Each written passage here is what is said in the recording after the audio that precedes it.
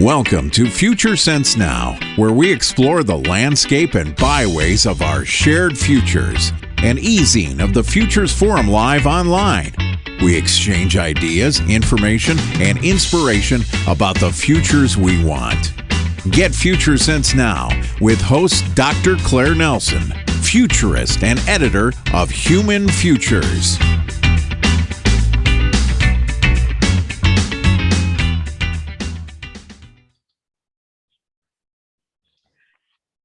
Greetings and welcome to another edition of Future Sense Now, an online e-magazine of the Futures Forum.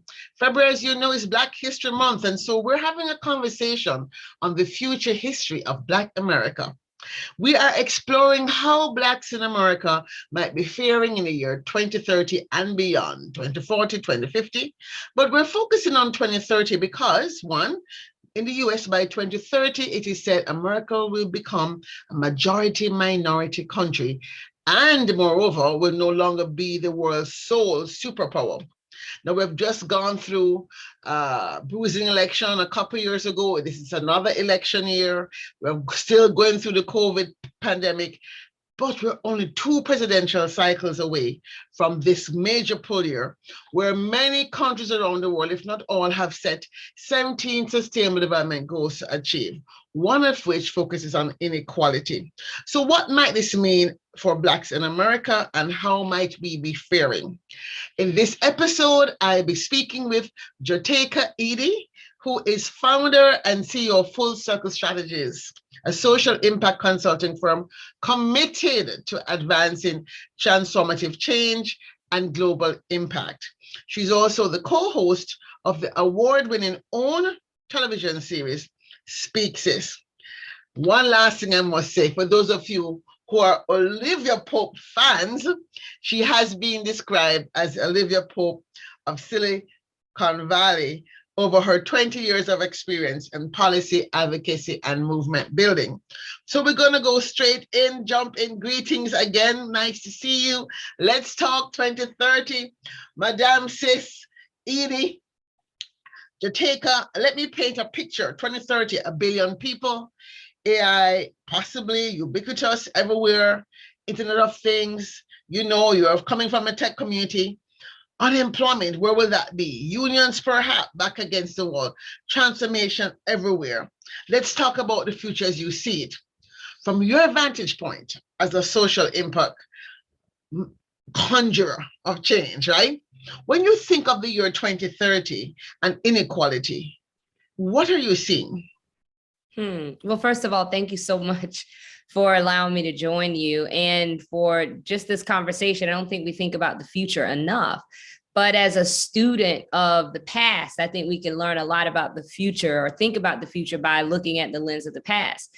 So when I think about 2030, it is my hope that we would have had more forward progression as it relates to just our freedom as Black people, that we are in a position where we are unapologetically bold and unapologetically Black, that we are in a position where we're free to operate at excellence and void of racism and sexism and all the isms that we see plaguing us still today.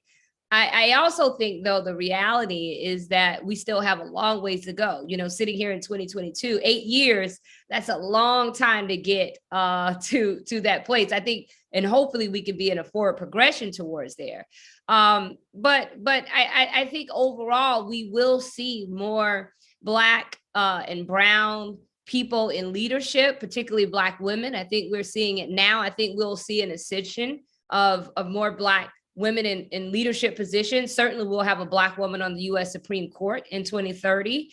We would have had our first Black woman vice president and perhaps maybe even a Black woman president by 2030. And hopefully there will be some Black women governors in the United States by 2030. And so I do believe that we can and will get there as it relates to our representation. It still won't be enough, but I think it will be in the right direction. I think as we look at the economy, I think it is definitely going to be a very tech-infused economy.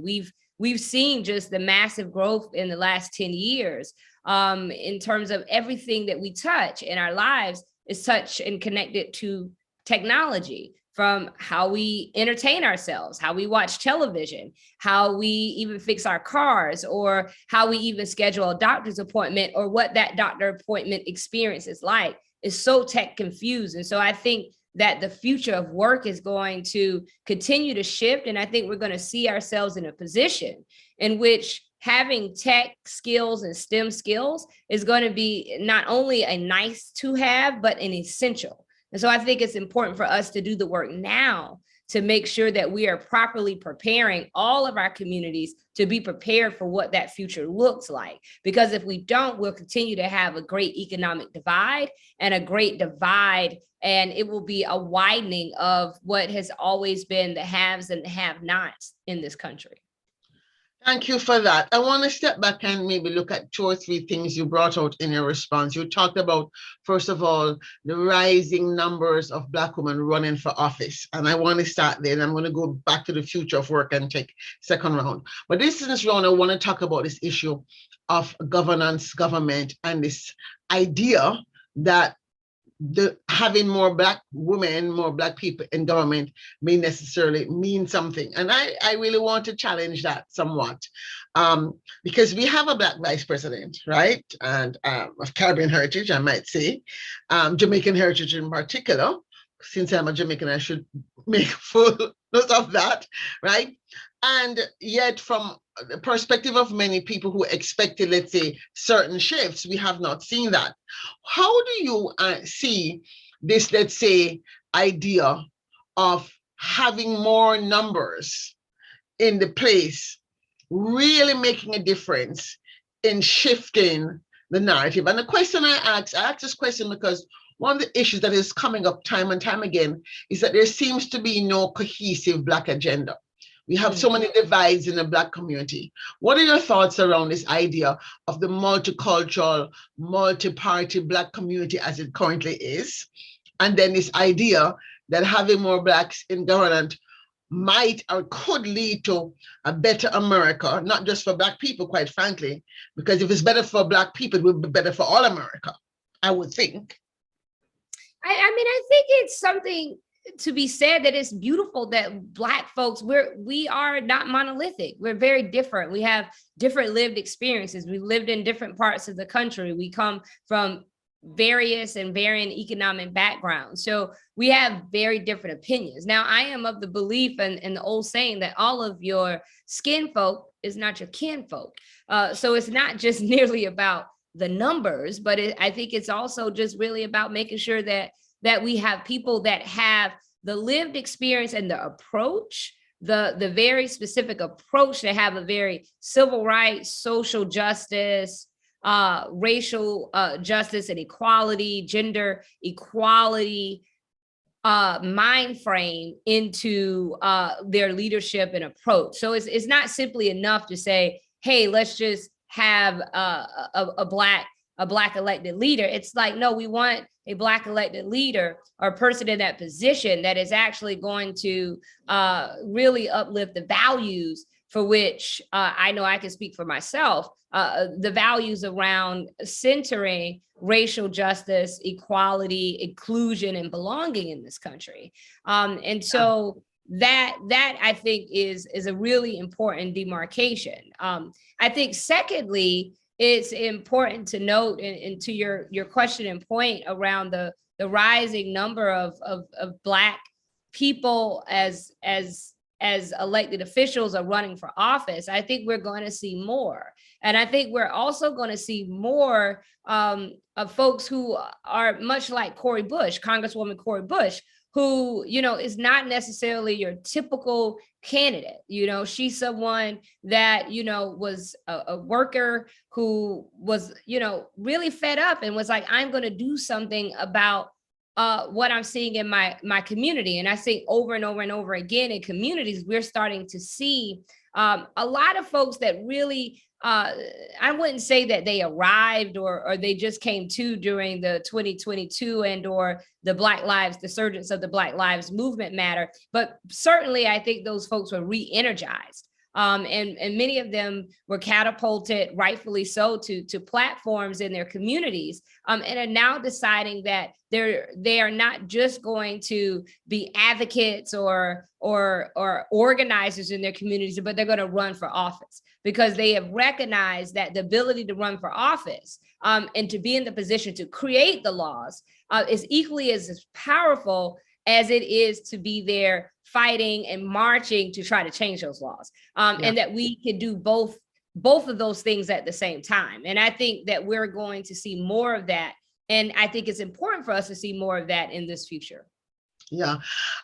This idea of walking and chewing gum at the same time, I think is something we really have to begin to hold as central to how we understand the trajectory of co-creating change and co-creating futures. To the future of work then, as we look at a climate where there is a sort of seeming inadequacy around this idea of unionization, for example, unionism, there is like that. We have AI taking over many low-skilled jobs and repetitive jobs. We're talking about the need for massive retraining and reskilling against the backdrop that the world itself, the environment itself, is reaching a point of perhaps no return.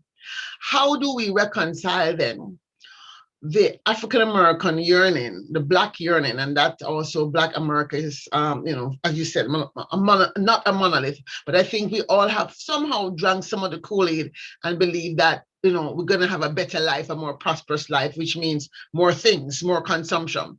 How are we going to reconcile that idea of the American dream with the reality we're run up against, that there is in the Earth system itself this shift that needs to take place around some of these consumption patterns that America has spread like a virus around the world? Quite frankly, everybody wants to be an American, right? Or close to an American, I think, in many ways. Do you think that there is this rising sense that in the Black community that we might also be the birthplace of a new kind of movement? I think there is already, I think that's already happening.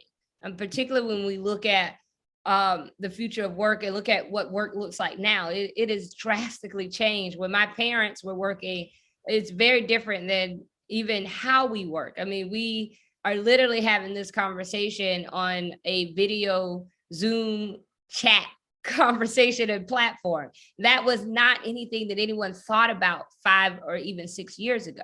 And so the way and how we work, and there is going to be a massive need to reskill. I mean, think about when people even walk into a fast food restaurant, you're no longer walking up to a high school student or a recent graduate to make your order. You're going to a machine and punching it in. And there are workers who are having to use machines to read those orders and actually make those orders. And in some places, there are machines that are actually putting those orders together.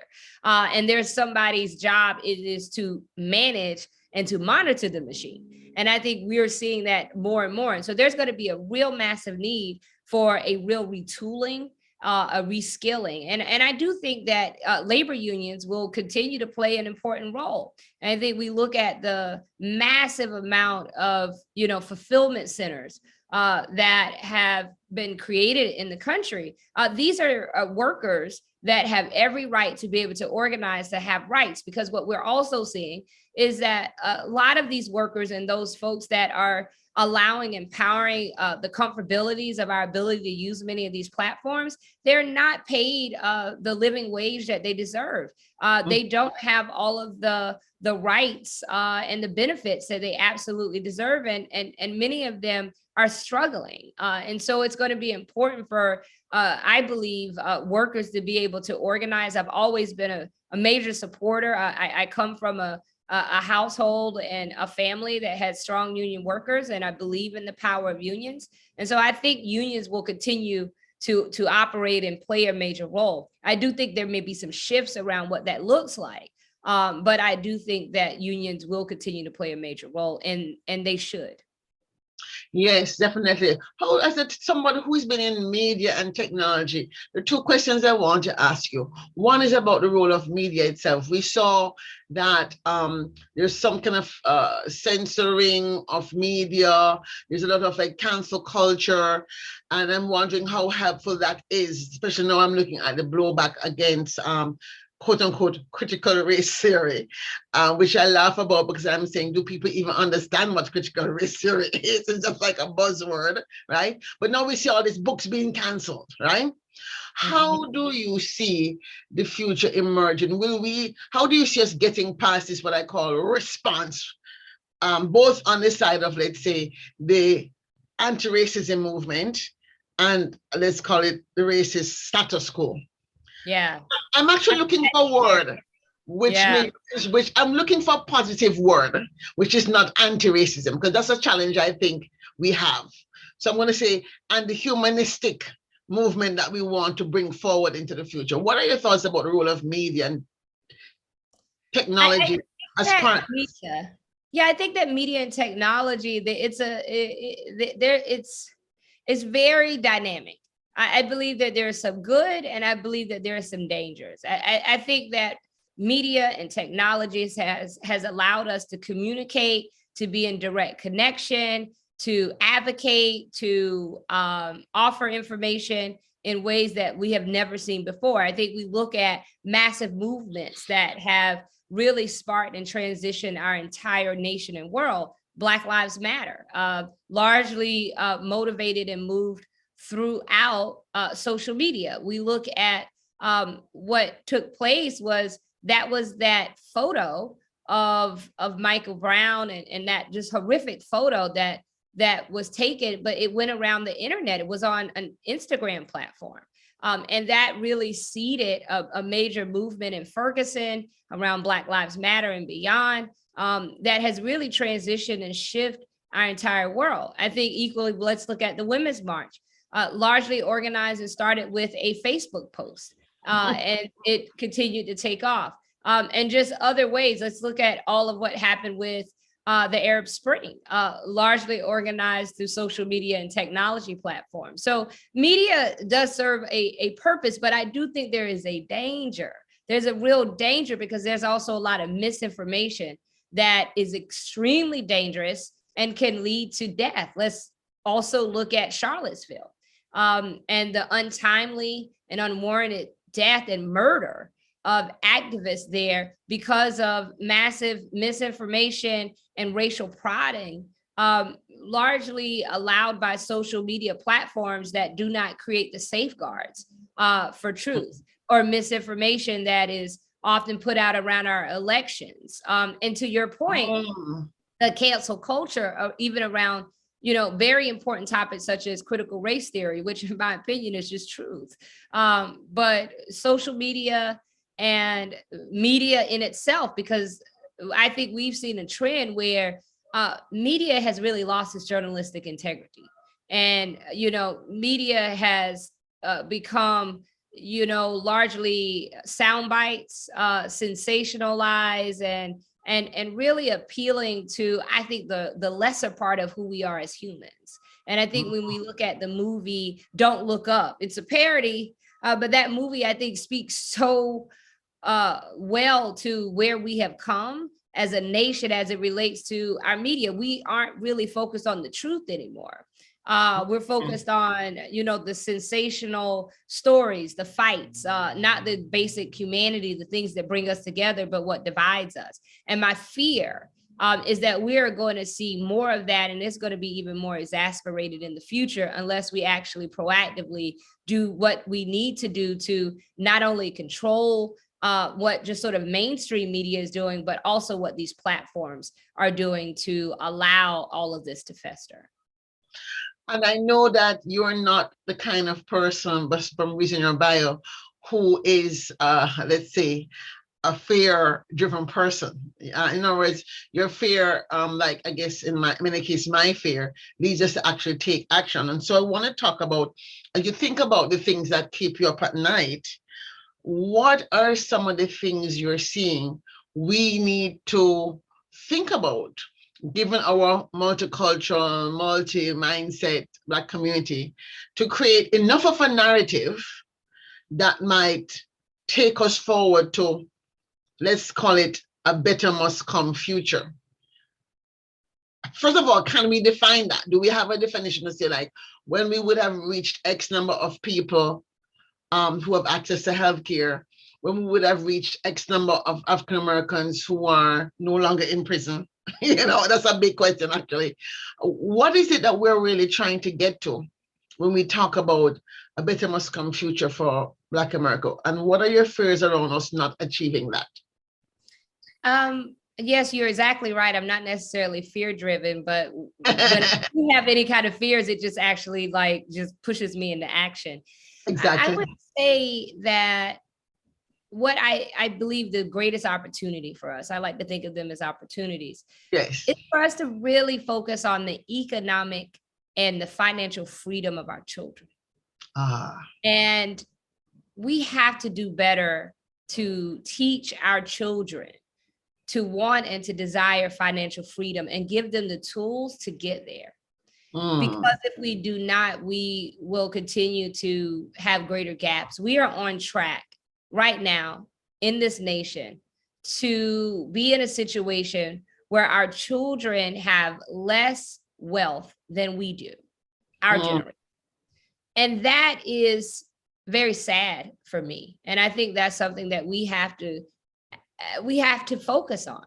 We have to give our children the tools and the inspiration to really be in a position where we're not having to ask others to help support and fund our own liberation.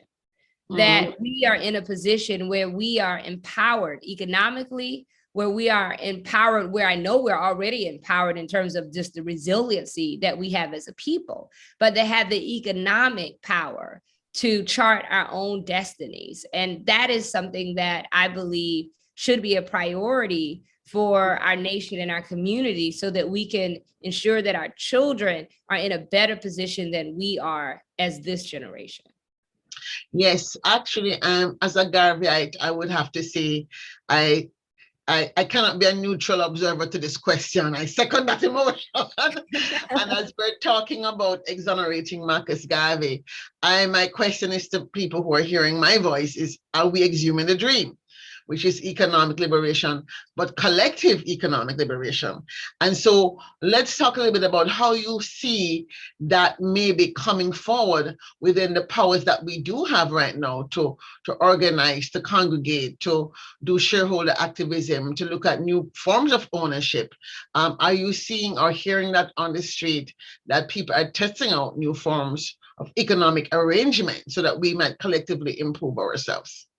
Yeah, I think that there is. I think, one, it's very hard to be or to, just to dream to be something that you can't see. So representation matters. So I think it's important that we continue to uplift those leaders and all of those entrepreneurs that chart their own paths. But it's not, I think, just enough to say, oh, look at Tasunda Duckett, or, hey, look at, Jewel Burke Solomon and what she created and developed, or look at, Morgan DeBron and who created and developed Blavity. It's not just enough to show those folks, but also to give our young people the tools and the resources and the access for them to build like those that they see. So we don't want to just show and hey, look at these great people. Now we do need to have that representation, because you can't be what you can't see. But we can't just show them and not give them the pathway and the skill set and the access to the education and the tools to actually get there themselves. And I think that there's a great opportunity for us to also teach financial literacy and financial empowerment. I don't think it's just financial literacy, but financial empowerment to our young people in our communities, in our schools. I believe that we should look at models like in New Jersey, where financial education and financial empowerment is looked at as a part of curriculum, but where we're teaching our kids about assets and about teaching our kids about the marketplace and teaching our kids about investing and helping give our kids money market accounts and giving them bank accounts like what we saw the mayor of St. Louis, Tashara Jones, who gave every single student, every kindergarten gets a bank account. And they get money added to that bank account every year. And then they have incentives for them to add money to their bank account to teach these children savings, but also to teach them financial education and how to begin to manage money.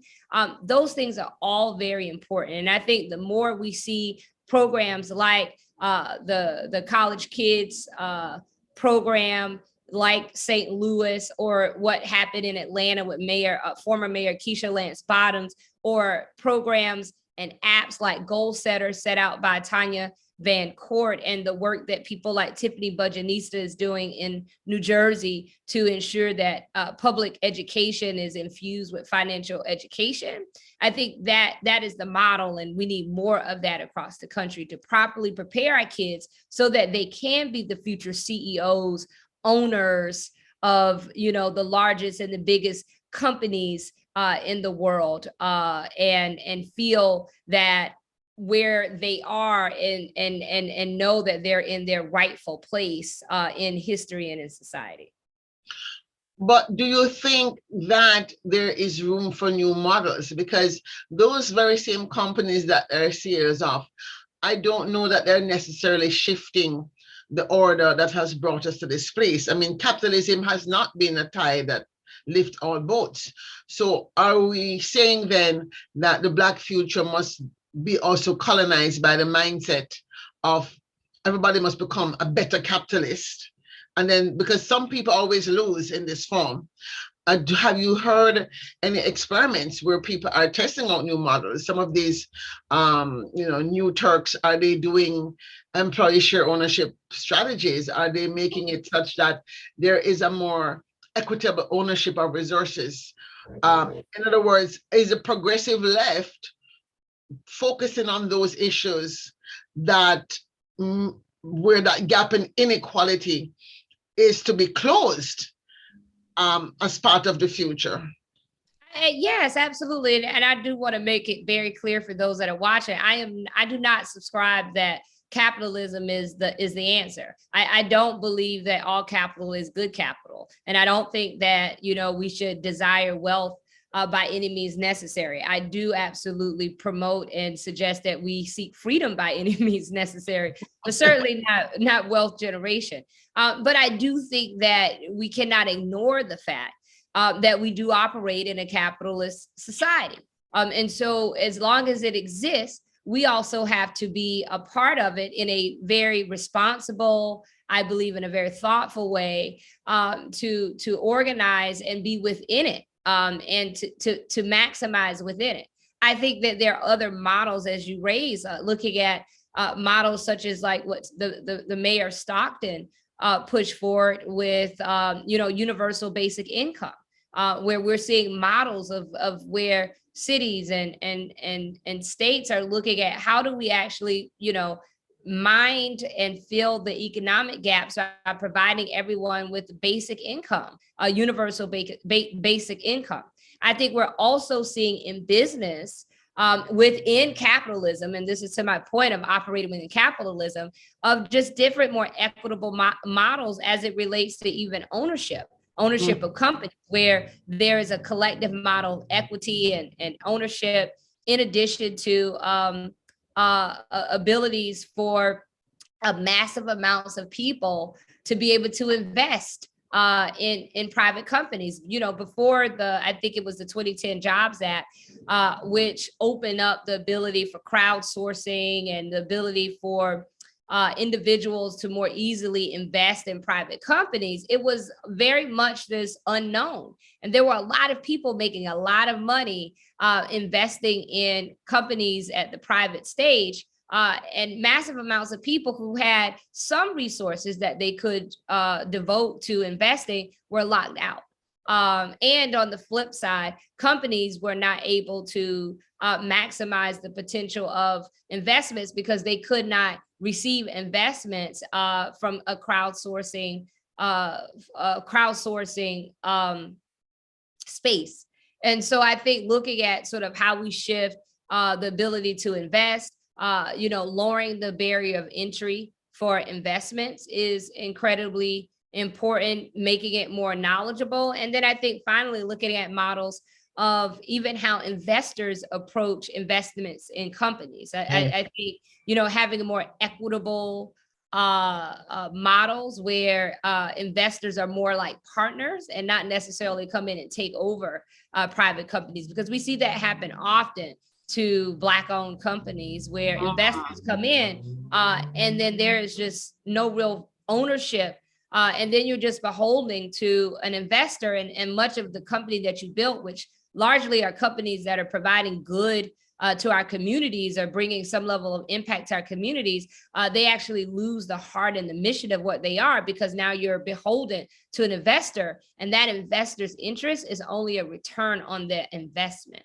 And so I think that there's a number of ways and a number of models in the future that we could continue to look at, whether it's universal basic income, redefining how investors actually approach and engage with companies, and then also looking at models of even how people can actually have a lower barrier to entry to invest themselves and put themselves in a stronger position for economic equity and ownership and ultimately wealth and freedom. Yeah, I have no doubt in my mind that I can assume that you're optimistic about that future. And therefore, my last question, because you're very clear in outpicturing what it is that you're seeing and hoping for. So my last question, which I ask everyone, is I want you to jump into 2030. I like to time travel, right?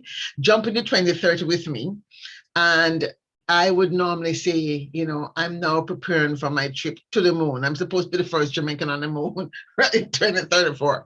But that said, I want you to paint a picture of a headline story that you are reading in 2030, that you in your gut believe and know, based on the organizing and the work you're doing and seeing right now, is very plausible, not just preferred, but a very plausible headline of success. So take it away. What's our success story? Wow. So, in 2030, I think I'll be 50. So let's see. I think the story that I feel in my gut, the headline that we will see is by 2030, I hope that America has elected its first Black woman president and now boasts at least 3 Black women governors. So there it is, folks. You have it. We are in 2030 and America has elected a Black president, female president, and America also has 3 Black governors. So women are indeed governing and co-creating and shaping our future. I want to thank you so much, Jotaka, Eaddy, for joining me in this insightful conversation on the future history of Black America. Thank you so much for having me. I really enjoyed the conversation. And I like the idea of thinking about the future. I think the future is going to be good. I feel good about it. Great. We need to have more futures literacy, more futures consciousness. And that is what indeed Future Sense Now is about, and the Futures Forum. So I want to thank everyone for listening to the Future Sense Now. And remember, this is where we explore salient ideas to create sustainable and smart futures. The future is embedded in the landscape of today. So let's go out and co-create the future. And as we say from Jamaica, safe journeys.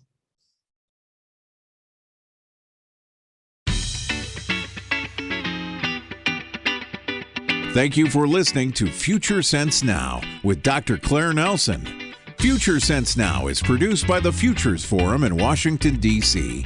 For more information, visit www.thefuturesforum.org. Remember, our futures are embedded in the landscape of our present stories. Seize the day, share this story, and share the future.